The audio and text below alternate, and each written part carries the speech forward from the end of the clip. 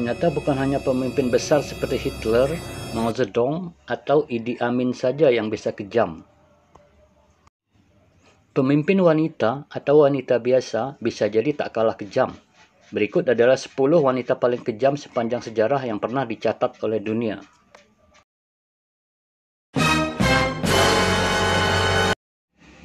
Nomor 1, Queen Mary pertama. Meski hanya memerintah dalam waktu yang singkat, Queen Mary nyatanya meninggalkan jejak dalam sejarah. Mary satu-satunya anak perempuan Henry ke-8 dan Catherine dari Aragon yang masih hidup, adalah seorang penganut Katolik Roma yang taat dan alim. Tetapi usaha-usahanya untuk mempertahankan paham Katolik mirip-mirip cara Kristen. Mary menjatuhkan hukuman yang kejam terhadap para penganut Protestan, dan kemudian membakar lebih dari 300 orang penganut Protestan tersebut dalam periode 4 tahun, yang membuat dia dijuluki Bloody Mary. Mary meninggal dunia pada usia 42 tahun di Istana Saint James pada tanggal 17 November 1558. Nomor 2, Queen Elizabeth pertama. Lupakan gambaran tentang Ratu Elizabeth yang dimainkan dengan excellent oleh Cate Blanchett. Ratu Elizabeth adalah sama kejamnya dengan para pemimpin yang kejam lainnya. Jika Queen Mary membawa England kembali ke Katolik Roma, maka Ratu Elizabeth menindasnya dengan cara sekejam mungkin. Dia memerintahkan ribuan penganut Katolik di Irlandia dan di England dibunuh. Dia juga terlibat sepenuhnya dalam gerakan jual beli budak dengan cara mensponsori para pedagang budak untuk menangkap orang-orang Afrika. Dia juga memberi perlindungan pada Queen Mary dari Skotlandia, tetapi kemudian mengingkarinya dan memenjarakannya selama 19 tahun sebelum akhirnya membunuhnya.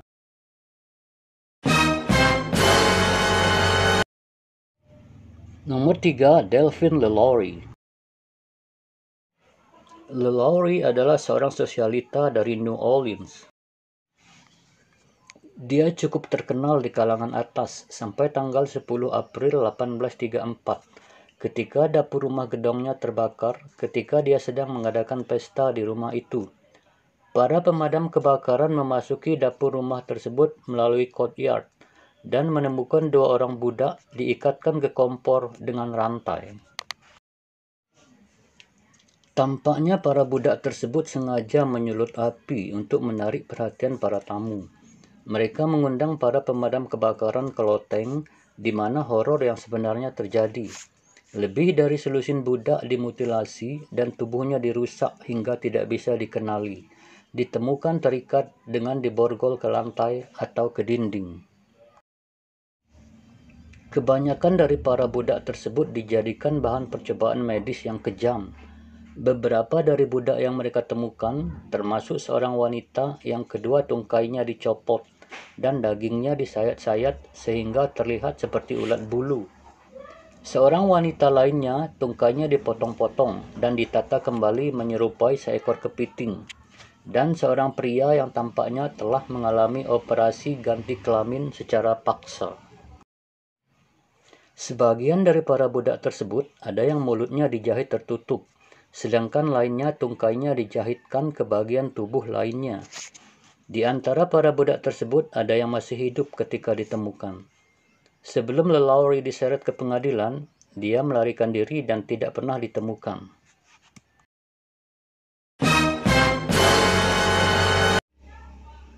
Empat, Elizabeth Bathory.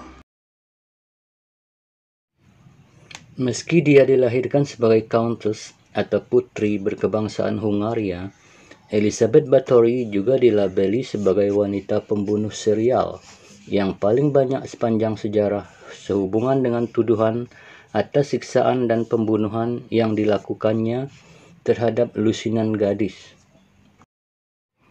Meski tuduhan bahwa dia mandi dengan darah para korbannya tidak terbukti, namun tuduhan bahwa dia membunuh dengan impalement atau menusuk adalah benar. Pada tahun 1610, Raja Matthias mengirim sejumlah pria ke istananya untuk melakukan penyelidikan setelah mendengar rumor tentang kekerasan yang dilakukannya. Para pria tersebut menemukan seorang gadis tewas dan seorang lagi sedang sekarat. Ada juga seorang wanita lainnya yang terluka parah dan beberapa wanita lainnya dikurung. Korban Bathory pada mulanya adalah gadis-gadis petani yang tertarik dengan tawarannya bekerja sebagai pelayan di istananya dengan gaji yang besar. Tak lama kemudian dia mulai membunuh para anak gadis dari kalangan bawah tersebut. Sebagian dari korbannya diculik. Bathory kemudian memukul para korbannya sampai mati, memutilasinya, atau membakar tangan, wajah, dan alat kelamin mereka dan bagian tubuh lainnya, dan membiarkan mereka kelaparan hingga tewas. Jumlah total korbannya tidak diketahui, tetapi diperkirakan mencapai ratusan.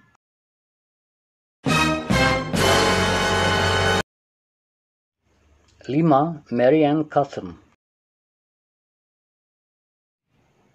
Seorang ibu dari Inggris yang bernama Mary Ann Cotton disebut-sebut telah membunuh hingga 20 orang dengan racun arsenik. Pada usia 20 tahun, Cotton menikah dengan William Mowbray, kemudian pindah ke Plymouth dan mempunyai 5 orang anak. 4 dari anak-anak ini meninggal dunia karena sakit perut atau tipes. Pasangan ini kembali pindah ke timur laut, di mana dia kembali mempunyai anak sebanyak 3 orang. Semuanya meninggal dunia. Mowbray, suaminya, juga meninggal dunia karena radang usus pada bulan Januari tahun 1865. Cotton kemudian menikah dengan suaminya yang kedua, George Ward, yang kemudian juga meninggal dunia karena radang usus. Kemudian 2 dari anaknya yang tersisa juga meninggal dunia. Setelah seorang lagi anaknya menyusul ke akhirat, surat kabar lokal tertarik dengan kasus itu dan menemukan sesuatu yang mengerikan.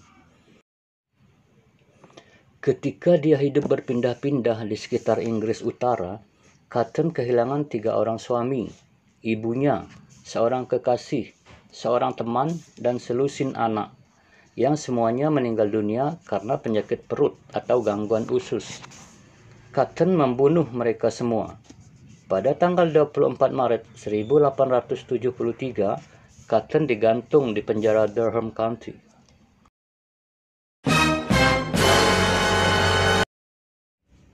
Enam, Belle Gunness. Belle Gunness adalah seorang wanita pembunuh berantai yang paling produktif dan tak bermoral. Dengan tinggi 183 cm dan berat badan 91 kg, dia adalah seorang wanita tinggi besar dan kuat dari keturunan Norwegia. Diperkirakan dia membunuh 2 orang suaminya dan semua anak-anaknya pada waktu yang berbeda. Namun bisa dipastikan bahwa dia membunuh kebanyakan dari para pria yang melamarnya, para pacarnya, dan 2 orang putrinya, Myrtle dan Lucy. Motifnya sederhana saja, untuk mendapatkan polis asuransi jiwa dan harta dari para pria yang mendekatinya tersebut. Kebanyakan laporan menyebut korban pembunuhannya adalah lebih dari 20 orang. Sedangkan sebagian lain menyebut melebihi 100 orang. Meski dipercaya bahwa dia kemudian tewas dibunuh oleh seorang kekasihnya yang cemburu, tapi mayatnya tidak pernah ditemukan.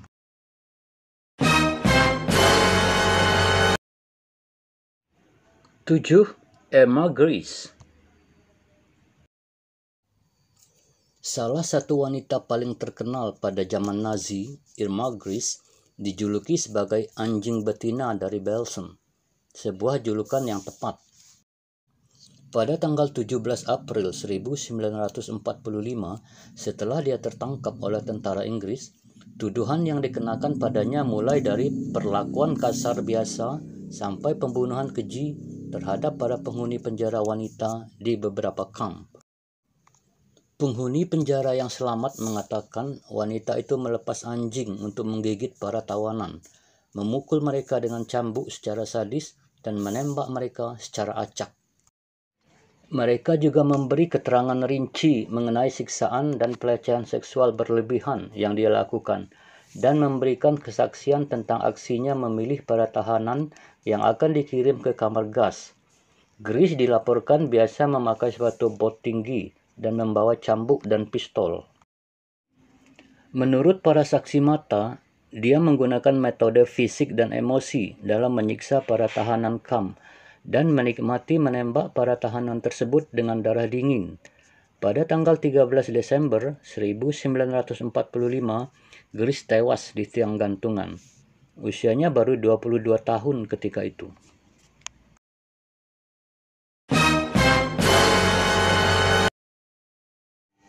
8. Jiang Qing. Istri terakhir dari tokoh utama penguasa Partai Komunis Cina, Mao Zedong, ini dipercaya sebagai kekuatan pencetus di balik revolusi budaya di Cina. Selama masa 10 tahun dia berkuasa, banyak kegiatan ekonomi dihentikan dan sejumlah besar barang-barang antik, artefak, gedung-gedung, buku-buku, dan lukisan-lukisan dihancurkan. Revolusi tersebut juga menghentikan sistem pendidikan di negara itu. Banyak kaum intelektual dan profesional dipenjarakan, dan banyak rakyat yang hak azazinya direnggut dan dilanggar. Banyak sumber-sumber di barat dan di timur memperkirakan korban tewas mencapai 500.000 orang dari tahun 1966 sampai 1969 saja. Akan tetapi, sebagian orang percaya bahwa para korban tewas mencapai 3 juta orang plus 36 orang lainnya yang diadili. Pada tahun 1976, King ditangkap dan akhirnya dijatuhi hukuman mati. Namun pada tahun 1983, hukumannya diubah menjadi seumur hidup. Dia dikeluarkan dari penjara karena penyakit kanker tenggorokan yang dideritanya. Dan pada tanggal 14 Mei 1991, pada usia 77 tahun, King tewas gantung diri di kamar mandi di rumah sakit di mana dia dirawat.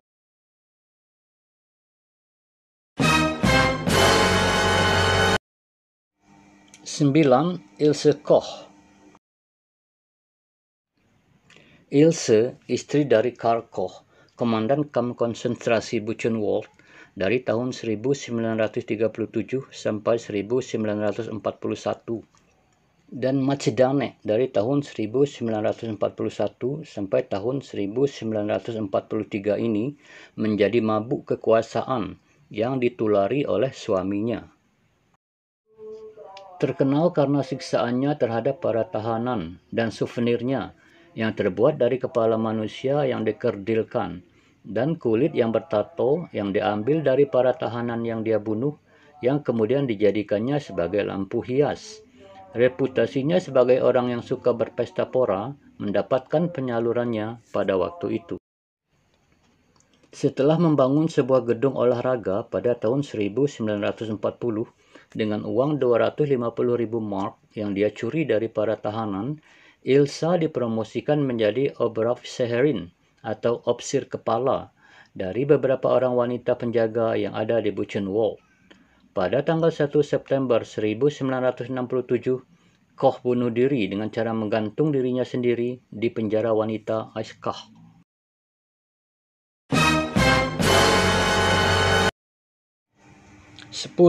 Jane Totten.